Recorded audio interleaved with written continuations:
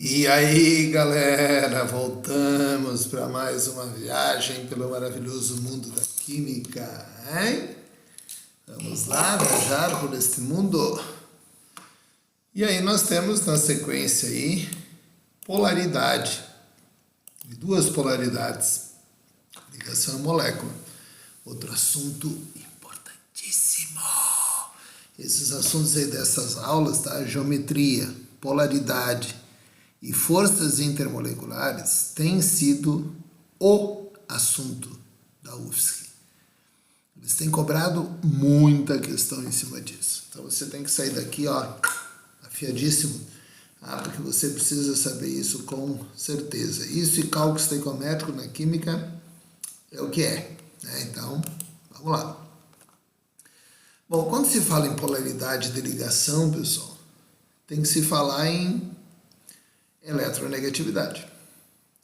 Porque a polaridade, na verdade, ela é dada pela diferença de eletronegatividade que existe entre os átomos. Tem um polo positivo, polo negativo. Daí que vem o polar. Tá? É polo positivo e negativo. E esse polo positivo e negativo vão se formar a partir dessa diferença de eletronegatividade que existe entre os átomos. Quanto maior for essa diferença de eletronegatividade, maior vai ser a polaridade da ligação, maior vai ser a polaridade, consequentemente, da molécula, né? Que são coisas diferentes, na verdade, né? Às vezes a polaridade da ligação é alta, mas a molécula é baixa. Então, nós vamos ver isso e entender por quê. Então, quando você tem uma grande diferença de eletronegatividade, você vai ter essa carga negativa ou essa densidade de carga negativa para o lado daquele que é mais eletronegativo, né? O que é relativamente óbvio, né, se pensarmos. Então, essa diferença de eletronegatividade vai ser determinante dentro desse processo. Tudo bem? Então, quando eu vou falar em ligação iônica eu não precisava nem falar em polaridade. Eu poderia dizer iônica é iônica. Iônica é um íon positivo e um íon negativo. Porém, eu posso dizer que a iônica é sempre polar. Na verdade, a iônica é o cúmulo da polaridade, né? Porque tu tem entre metal e não metal uma grande diferença de eletronegatividade. Então, sempre os metais são os mais eletropositivos, enquanto que os ametais são os mais eletronegativos, que vão receber os elétrons dos metais. E lembre-se que a eletronegatividade é justamente essa força que puxa os elétrons mais para si. Então, no caso das ligações iônicas, sempre os elétrons vão estar para o lado daquele que é mais eletronegativo. E nós vamos ter um momento dipolar estabelecido aí. Uma grandeza vetorial vai, na verdade, representar e orientar no espaço essa diferença da eletronegatividade. Então, nessa ligação, por exemplo, entre Na e Cl, você vai ter um momento dipolar apontando para o cloro. Então, esse vetor momento dipolar, isso é um vetorzinho, é uma flechinha, tem um módulo, uma direção, um sentido. E esse vetor está apontando sempre para a carga negativa. Então, pode dizer que todo composto iônico é essencialmente polar. Na verdade, o iônico é o cúmulo da polaridade. Pode até nem dizer que é polar, é iônico, pronto. É mais do que polar, porque polar subentende-se um polo positivo e um polo negativo. Aqui é mais do que um polo, é uma carga positiva e negativa. Então, por isso que o iônico eu posso considerar como o extremo da polaridade. Agora, para eu saber trabalhar isso, eu preciso saber, obviamente, a diferença da eletronegatividade, né? E essa tabela de eletronegatividade foi fornecida pelo Linus Pauling, então que você tem todos os valores. Caso ele não forneça, você trabalha com a nossa frasezinha. Fui ontem no Clube Brasil e só comi Pizza Hut temperada. Lembra lá? E o mais, aí você aumenta da esquerda para a direita e baixo para cima. Mas dentro dos não metais é bom que tu saiba a frasezinha. Tá? Então, se ele der valores, use o que ele deu. Mesmo se não bater com a nossa frasezinha. Já aconteceu isso. No vestibular da UDESC ele falou que o cloro era mais eletronegativo que o oxigênio. Não, que o nitrogênio. Aqui é igual. Na nossa frasezinha ela é menor. Fui ontem no clube. Mas se ele diz que é maior, pronto, vai ficar discutindo. Não é, mas se ele disse, eu tenho que aceitar, tá? Então, quando eu vou fazer essa ligação entre esses dois átomos, eu posso calcular essa diferença da eletronegatividade. Aqui deu 2,1, aqui deu 3,2. Agora, o que significa essa diferença da eletronegatividade? Quanto maior for a diferença da eletronegatividade, maior é o caráter iônico da ligação. Porque mais forte é esse polo positivo e negativo, mais transferido está esse elétron. Então ele poderia perguntar, qual das duas ligações é mais iônica? A de baixo é mais iônica. Então nós consideramos que toda iônica tem um certo caráter covalente e toda covalente tem um certo caráter iônico, com exceção da ligação covalente apolar, que é entre átomos iguais, ó, daí a diferença é zero. E aí, se não tem diferença da eletronegatividade, eu considero que o caráter iônico também é zero. Então, quando tu tem uma diferença da eletronegatividade em torno de 1,7, eu vou dizer que a ligação é 50% iônica, 50% covalente.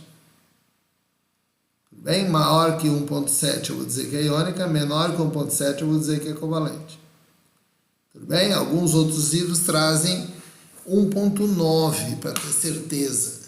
Maior que 1,9 é iônica, não tenha dúvida. Menor que 1,7 é covalente. Entre 1,7 e 1,9 existe dúvida. Aí a gente vai pelo tipo de átomo que está ligando. Então HF, por exemplo. H com F, a ligação é covalente, mas a diferença da eletronegatividade dá 1,9. Pela diferença da eletronegatividade seria iônica, e não é covalente. Então, caso ele te dê essa tabela, pessoal, tu pode determinar se ela é iônica ou covalente pela diferença da eletronegatividade. Tudo bem? Então, covalentes, diferença menor que 1,7. Iônica maior que 1,7 ou maior que 1,9. Mas o valor que mais estabelece é 1,7. Ok? Bom, aí vem polaridade das ligações covalentes, que é, na verdade, que interessa mais. Porque a iônica é sempre polar, então essa, não precisa nem comentar. Agora, as covalentes, como é que se faz? Então, nós vamos pela diferença da eletronegatividade. Se houver ligação covalente apolar, olha o nome, não polar, não tem polo positivo e negativo. Se não tem polo positivo e negativo, pessoal, o nome está dizendo apolar. Agora, como é que pode não ter? Se a diferença da eletronegatividade for zero, ou seja, átomos iguais. Se os átomos são iguais, eles vão puxar o par de elétrons da ligação com a mesma força, com a mesma intensidade. Consequentemente, não tem o polo positivo e negativo formado, ligação covalente apolar. Então, sempre que ela acontecer entre átomos iguais, apolar. Se acontecer entre átomos diferentes, polar. A não ser que ele dê eletronegatividade e diga, olha, eles têm a mesma eletronegatividade. Aí tudo bem, mas se não der, e nunca deu, átomos diferentes, a ligação é sempre polar. Então nós vamos ter um polo negativo e um polo positivo. Polo negativo significa que o orbital deste elemento, que é a região onde encontra o elétron, é mais provável encontrar o elétron mais próximo daquele que é mais eletronegativo. Então, tu tem um polo positivo, um polo negativo. Daí o polar. Agora, tomar cuidado e não confundir polaridade de ligação com polaridade de molécula. E esse é você tem que cuidar mesmo, assim. Então, veja que uma ligação é muito simples. Átomos iguais, apolar. Átomos diferentes, polar. Se é polar, o polo positivo está no menos eletronegativo, o polo negativo no mais eletronegativo. Ponto. Agora, a polaridade de molécula. Aí é outra historinha, e aí tem que se tomar cuidado. É aí que vem o problema que a gente normalmente pode errar. Para uma molécula ser apolar, a resultante de todos aqueles vetores momento de polar tem que ser zero. Então, se tu pegasse o CO2, por exemplo, o CO2 da ligação é polar aqui e a ligação é polar aqui. Mas como o CO2 tem uma geometria linear, Quando você pega o vetor daqui com o vetor daqui, a resultante dá zero. Se a resultante der diferente de zero, aí a ligação vai ser, a molécula vai ser polar. Então vejam, olhe cuidado. CO2, as ligações são polares, mas a molécula é apolar. E a molécula é apolar porque a soma vetorial dá zero. Aí tu vai dizer, Tiruco, e como é que eu vou saber se essa resultante vai dar zero? Aí é que é o problema, e aí que a gente pode entrar de gaiato. Mas não é difícil não, tá, pessoal? Não é difícil não. É só você tomar cuidado aqui que a gente vai fazer isso até com uma certa facilidade. Tudo bem? Olha bem, quem são as apolares? São apolares todas as substâncias simples. Vai guardando aí. X2 a gente chama, né? O2, série 2, BR2, H2, N2, e tudo que tiver atomicidade, né, igual. Só que não precisa ser 2, né? Vamos botar então XN ao invés de X2. O3, não é 2, é 3. S8, P4. Ou seja, substância simples, independente qual seja, toda substância simples é apolar. Ponto. Beleza? Agora, substâncias compostas. Hidrocarboneto. Chama o Miró! Todo hidrocarboneto é apolar. E como composto orgânico, só os hidrocarbonetos são apolares como grupo. Os outros têm baixa polaridade, mas todos são polares. Álcool, enol, fenol, ascarboxílico, aldeído, cetona, éster, éter, amina, amida, imina, tudo é polar. Agora, quanto maior a cadeia carbônica, menos polar vai ser. Porque cadeia carbônica e do carboneto, né, vai ser apolar. Ok? De novo, são apolares. Substâncias simples, XN, hidrocarbonetos, mais todas as moléculas lineares, guarda aí, lineares, trigonais planas e tetraédricas, desde que os ligantes sejam iguais. Ou tu pode dizer, todas as moléculas que não têm par de elétrons sobrando e têm o mesmo ligante. Como assim o mesmo ligante? BX3. Mesmo ligante, X. Então, boro ligado com 3 ligantes iguais. Boro não tem par de elétrons sobrando. Berílio. Berílio é linear. Berílio com BX2. Tudo apolar.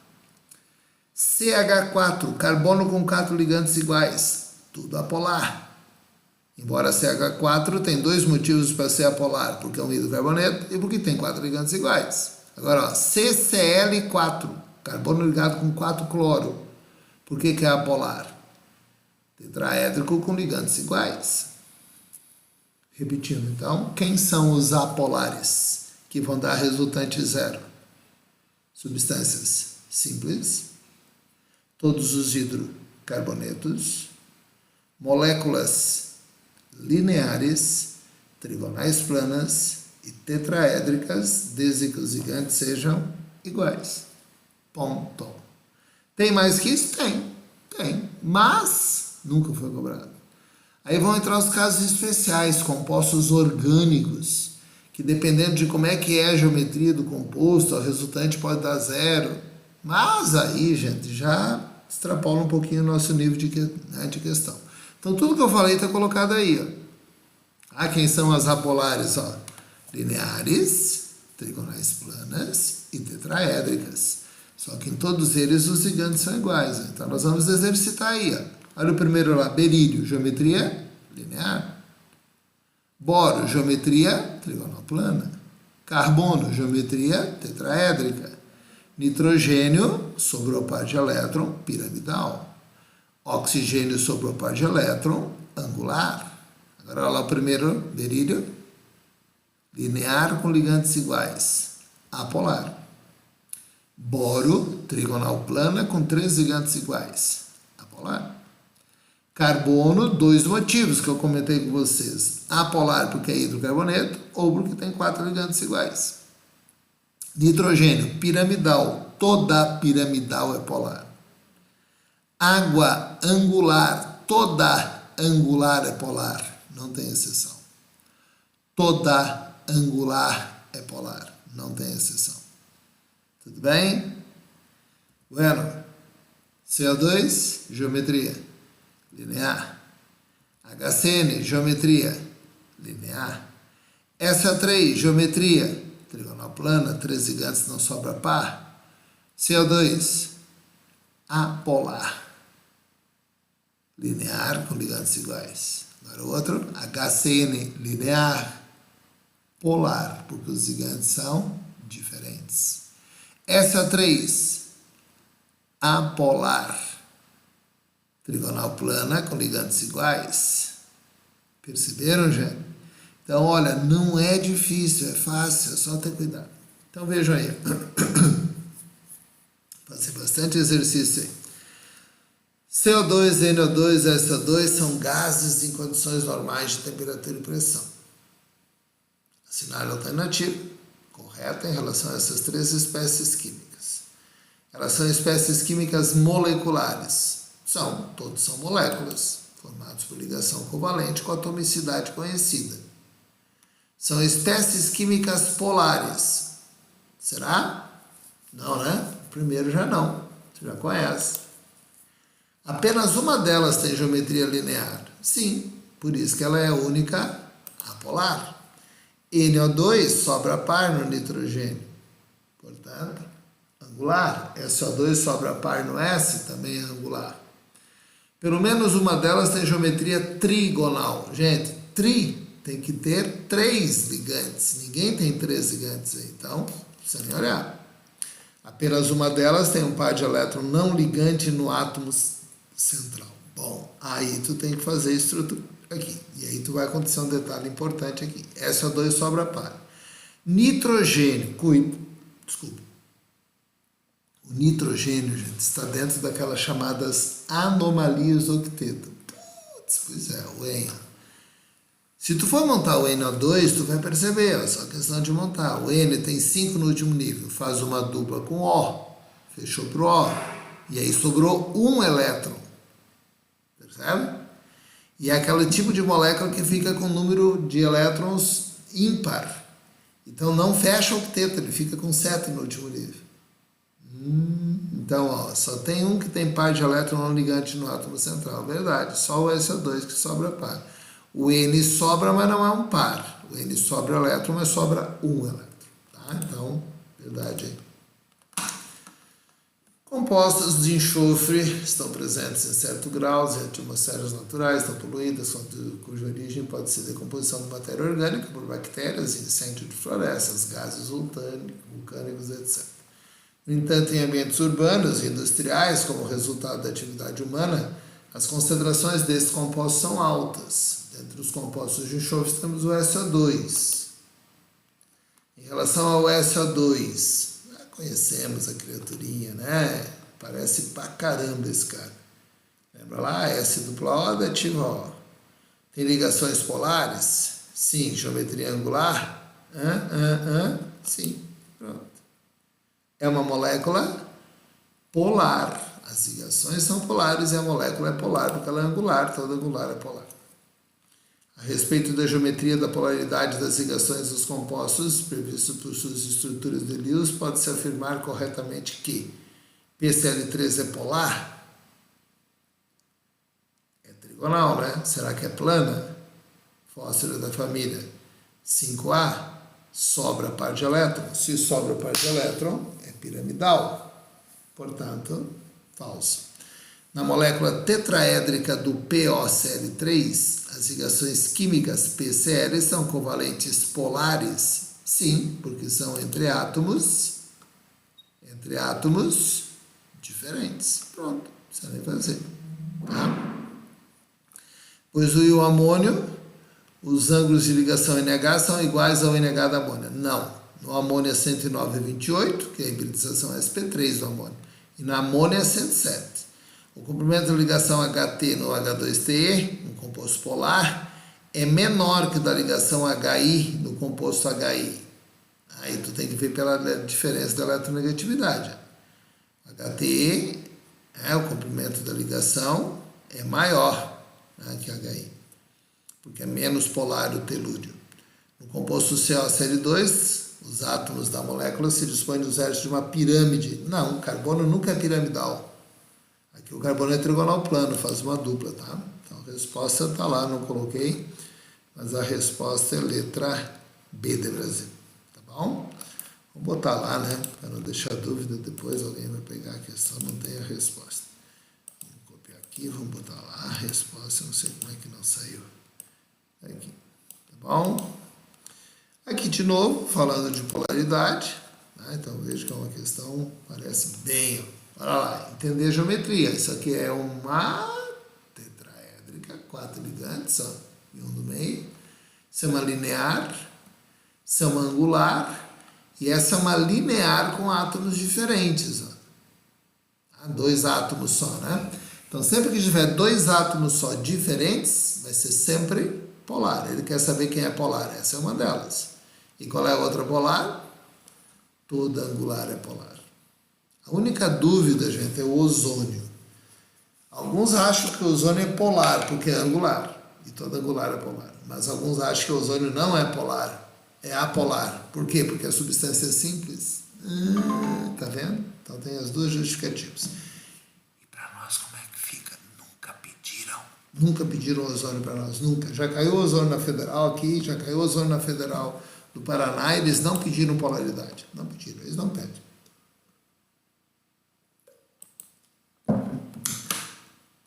Já vem com resposta, é bom, né? Olha essa questãozinha da UFSC. Essa questão, na verdade, pessoal, ele meio que já vem com a resposta aí, né? Vamos ver essa animação aqui, que eu não gostei. Olha ali, ó. Olha ali essa animação. Vamos tirar daqui, nenhuma. Bota para nenhuma aqui. Aqui também nenhuma, pronto. Tudo sem animação. Não gostei disso aqui, nenhum, pronto. Olha lá. Volta a aparecer. Vamos lá, Aparecida. E Aparecida.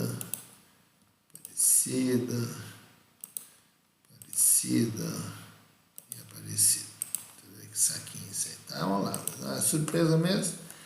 Água angular e polar. Gente, ele já meio que deu a resposta. Quando ele diz que a resultante é diferente de zero, ele já está dizendo que é polar. Tá, mas ele não deu a resposta porque ele não está dizendo que é angular, está dizendo também. Por quê? Porque se tem 2 gigantes e é polar, é porque é angular.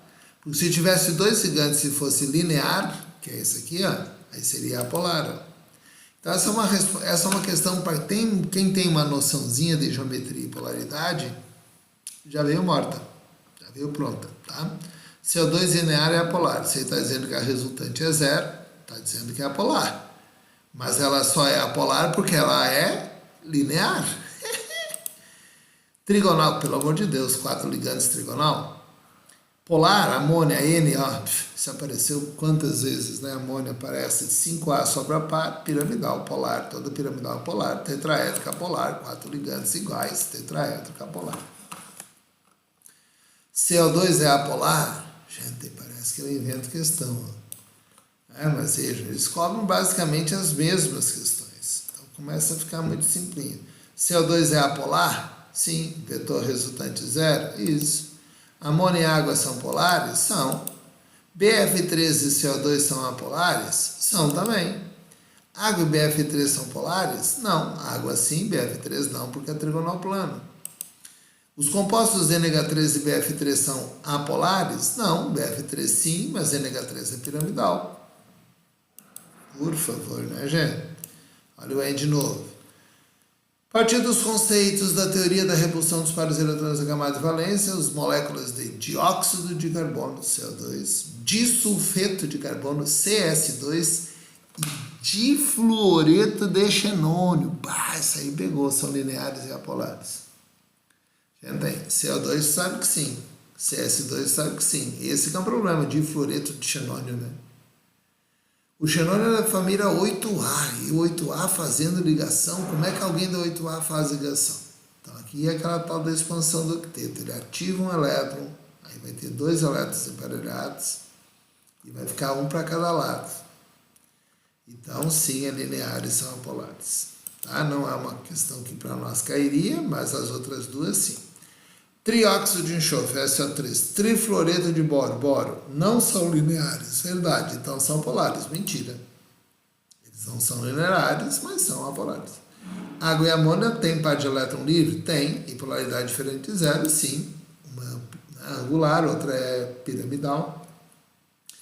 Por apresentarem geometria tetraédrica, metano, clorometano, diclorometano, e cloroformo, que é o triclorometano, sim, tetracloreto de carbono, sim, todas têm geometria tetraédrica, carbono com 4 ligantes, portanto, todas são apolares. Aí não.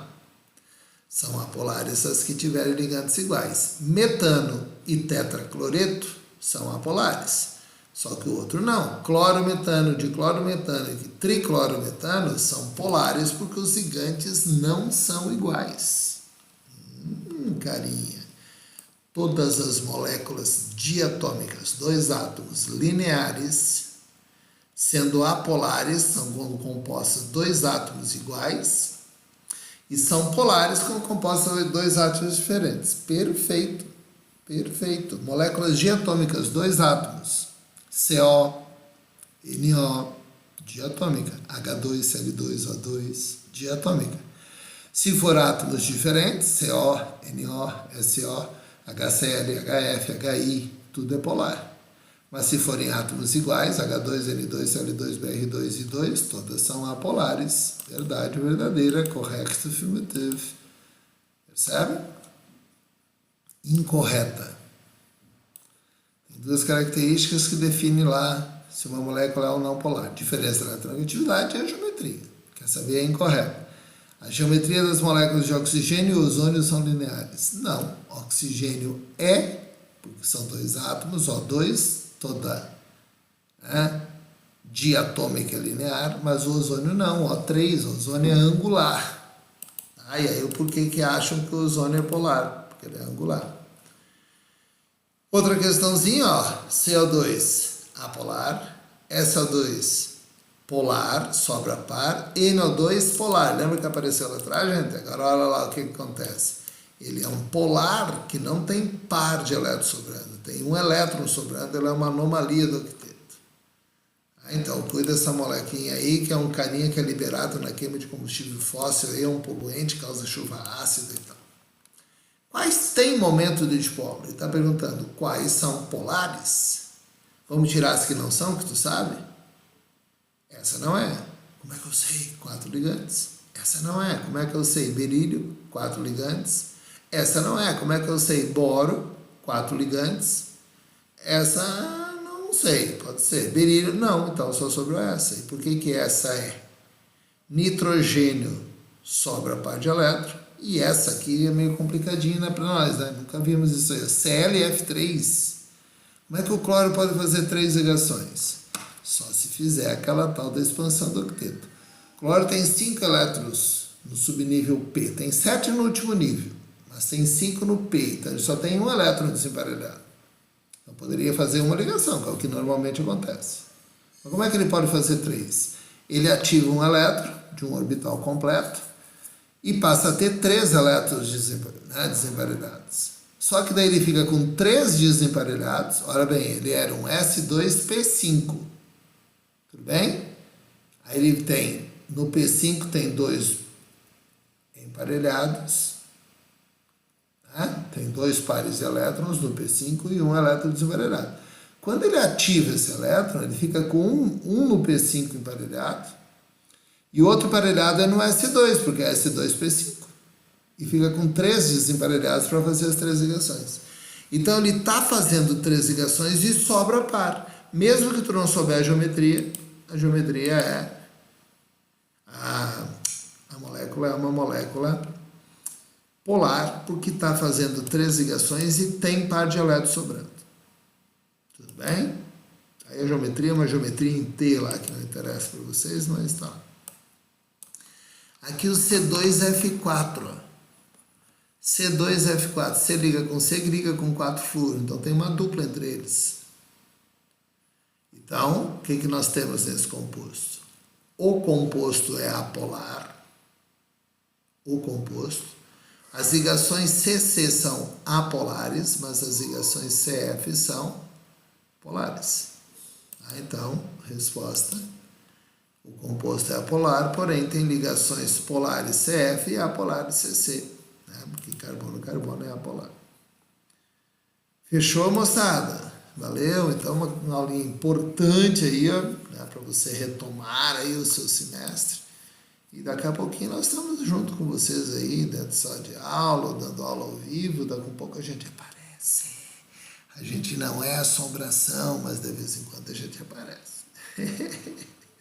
Valeu, gurizada, abraço, beijo, queijo, viva o Grêmio, morte ao Inter e salvem as coisas.